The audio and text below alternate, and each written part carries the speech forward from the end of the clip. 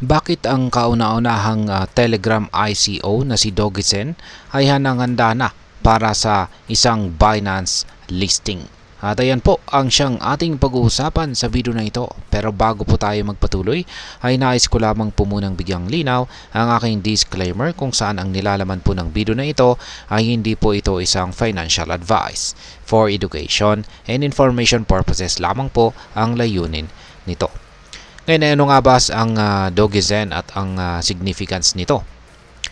Ang Dogezen ay ang pinakaunang project na nag-launch ng ICO or Initial Coin Offering dito sa Telegram. Ibig sabihin ay ginagamit ito ng maraming mga user base ng Telegram na halos 1 bilyong tao para magbenta ng mga Doge's tokens.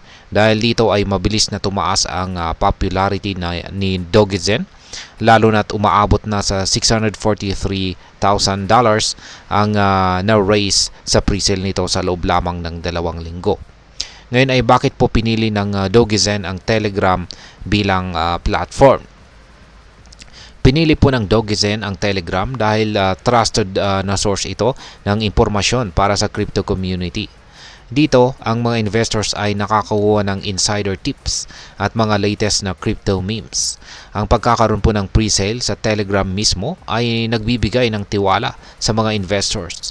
Bukod pa dito ay madaling bumili at mag-hold ng Doge's tokens gamit ang built-in wallet system ng Telegram.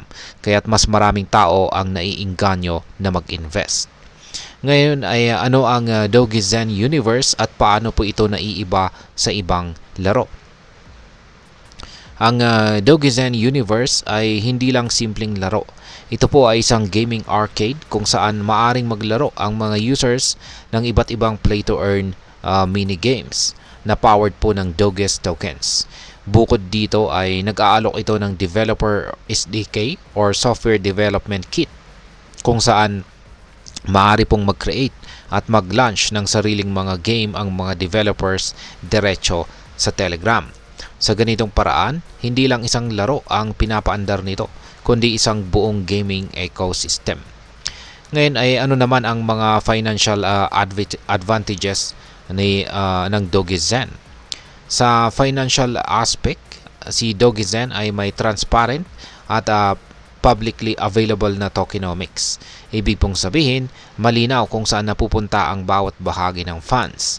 Ang presale na umabot po ng $643,000 ay patunay na maraming investors ang may tiwala rito.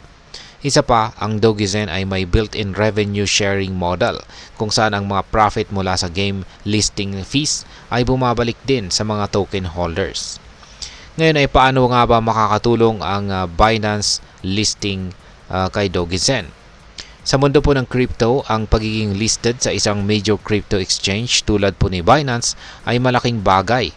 Ang momentum, malaking user base at transparent tokenomics ni Dogezen ay nagbibigay sa kanya ng malakas na chance na maging listed kay Binance.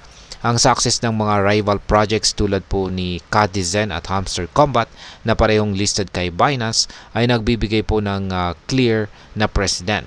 Sa ngayon ay profitable na si Dogezen na isa sa mga factors na magpapalakas sa kanyang chance na makapasok sa Binance charts.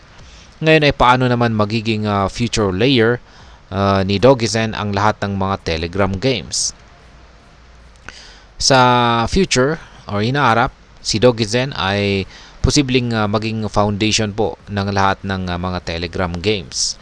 Ang ecosystem nito ay nagbibigay daan sa mga creators na mag-create ng kanilang mga laro at magpapanatili ng engagement at paglago ng community.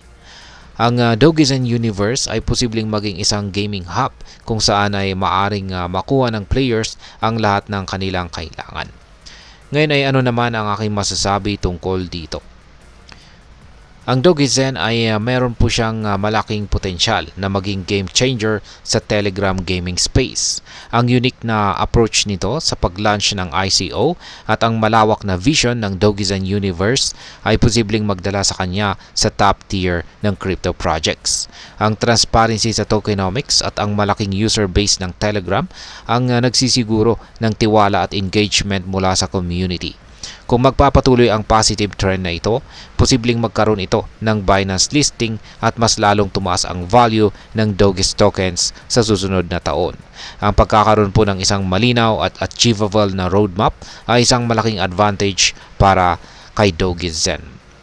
At ayan, hanggang dito na lamang po tayo sa video na ito mga ka-crypto. Sana po ay inyong nagustuhan ang aking paliwanag sa video na ito. Kung inyo po itong nagustuhan, pag-click lamang po ang like button nito. Para naman po sa mga bago lamang dito, kayo po ay aking inaanyayahan para mag-subscribe. Pag-click na rin po ang bell icon nito dahil ito po ang siya magsisilbing notification nito sa mga bago kong videos na akin pong ina-upload sa aking YouTube channel na ito. Marami pong salamat sa panonood. Ingat po tayo lagi at God bless po sa ating lahat.